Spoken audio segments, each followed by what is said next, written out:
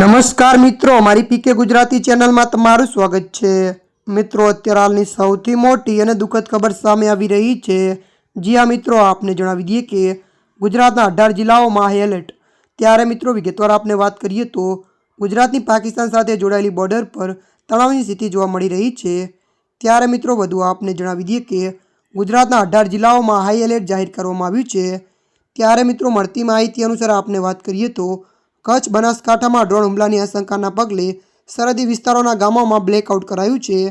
ત્યારે મિત્રો મળતી માહિતી અનુસાર વધુ આપને એ પણ જણાવી દઈએ કે બનાસકાંઠાના વાવસુઈ ગામ અને ગ્રામ્ય વિસ્તારોમાં પણ બ્લેકઆઉટ કરવામાં આવ્યું છે। ત્યારે મિત્રો અત્યારે હાલની આ મોટી ખબર મળી રહી છે।